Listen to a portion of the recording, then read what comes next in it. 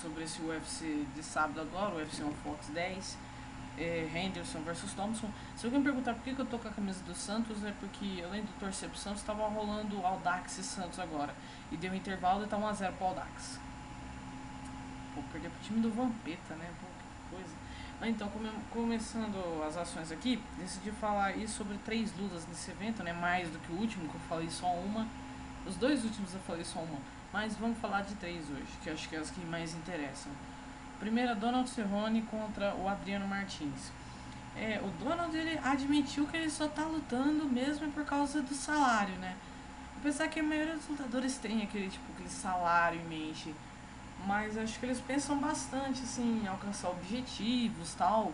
Eu não vejo esse mercenarismo que tem, por exemplo, no futebol, dentro do MMA.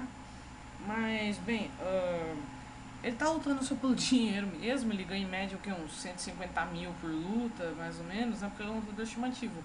Mas acho que ele falando isso, que ele só tá lutando pelo dinheiro, mostra que ele é um cara assim, que ele vai ser, sei lá, ele vai ficar ali no top 10 mesmo da categoria, não vai ameaçar, acho que nem vai sair do top 10, nem vai chegar a uma disputa de cinturão, mas vai ficar por ali mesmo. E é uma luta excelente pro Adriano Martins, se ele quiser chegar mais forte nessa categoria. Ele que a carreira dele é assim, tipo, ele estreou no Strike Force, ganhou do Jorge Gurgel, que era favoritíssimo. Depois já pegou o UFC, pegou o Darren Cruikshank, que era um cara que tava mais ou menos na categoria, mas estava bem, venceu ele também.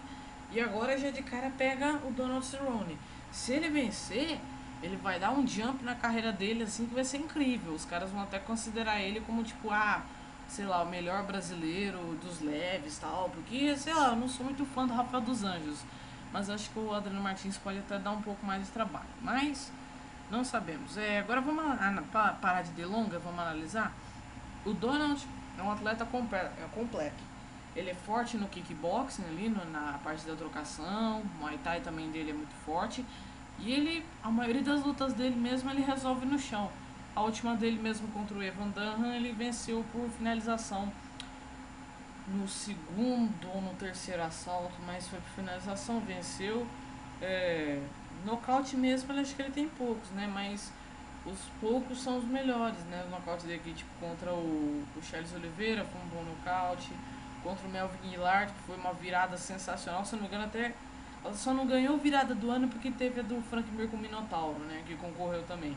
Mas senão acho que ganhava.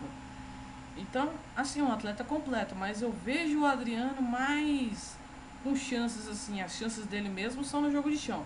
Se ele apostar na trocação, eu acho que ele perde. Mas no chão, ele pode dar um certo trabalho. Já que a última vitória dele foi finalização, pode dar um trabalho, quem sabe, aí com o jiu-jitsu dele. Mais um amazonense aí no UFC. Interessante que outros estados aí que vem chegando forte também no UFC. O Amazonas tem José Aldo, né? Mas apesar que o José Aldo luta pelo Rio de Janeiro, mas é do Amazonas.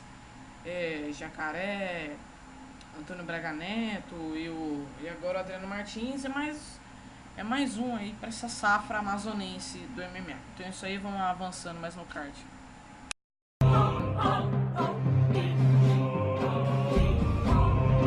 Vamos ao co-main event, que vai ser a luta dos pesos pesados. Stipe Miocic e Gabriel Napão. Uma luta interessante para o brasileiro, se ele quiser entrar aí no top 10 do UFC. Porque ele, assim, depois que ele perdeu do Couture, não sei o que aconteceu.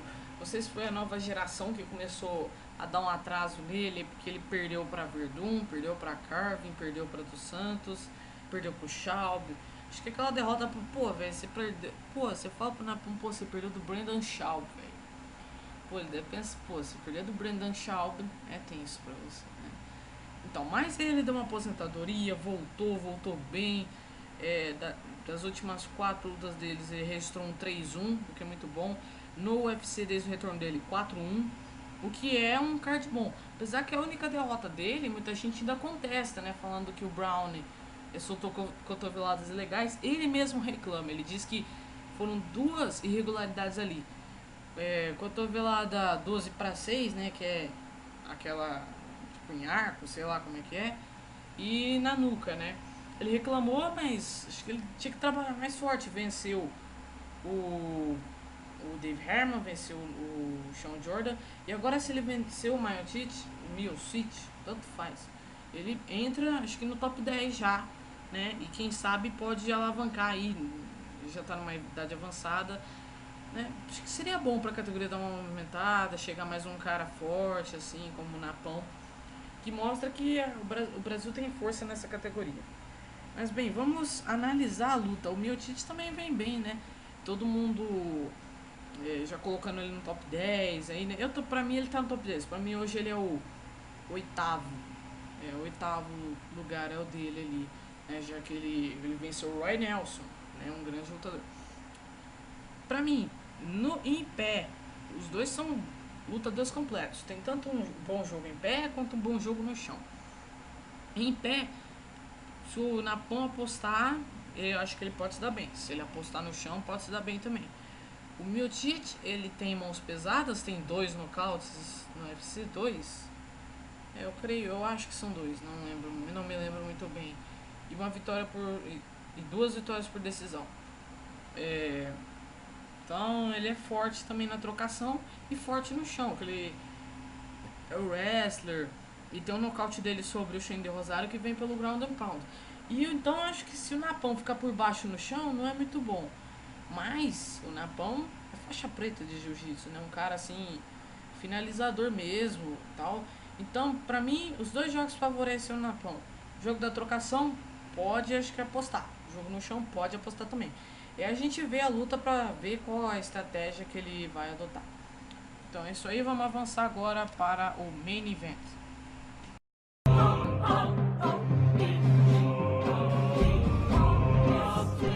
Então galera, vamos avançando já ao main event. Ben Henderson, Josh Thompson.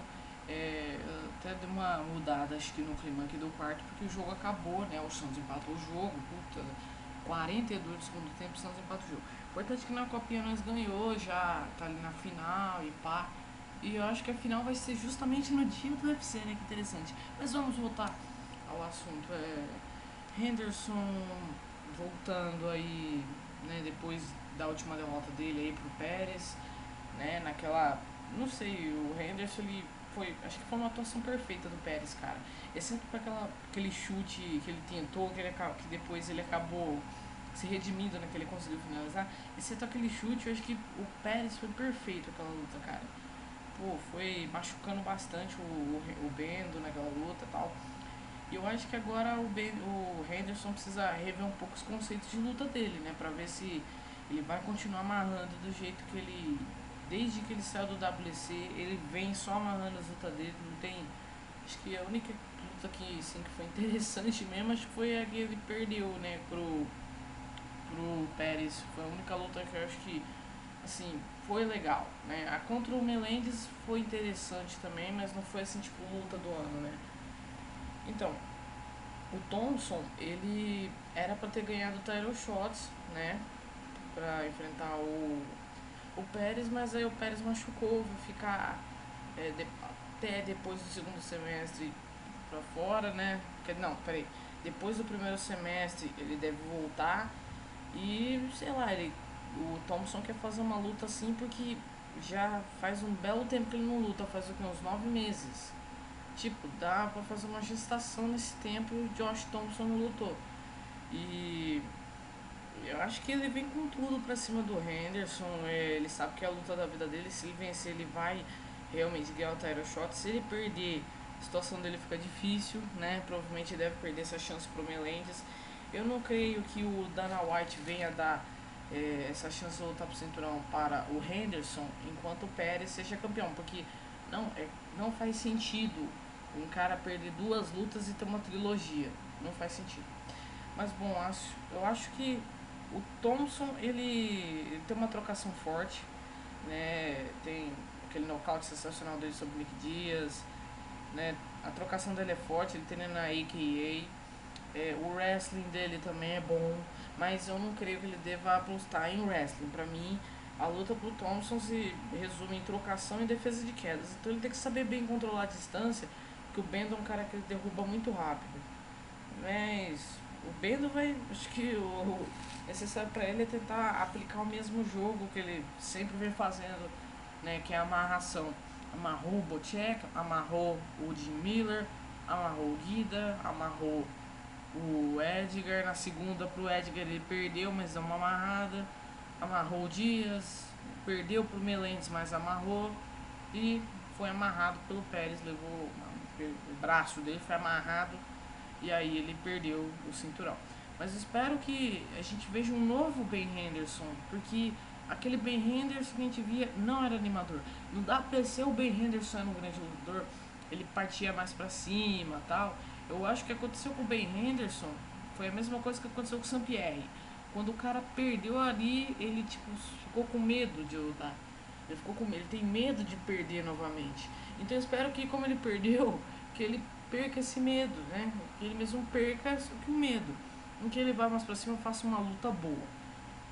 Então é isso aí, terminou minha análise. Se você gostou, você dá um like aí. Se você quiser acompanhar mais vídeos que eu vou estar fazendo, se inscreve aí no canal.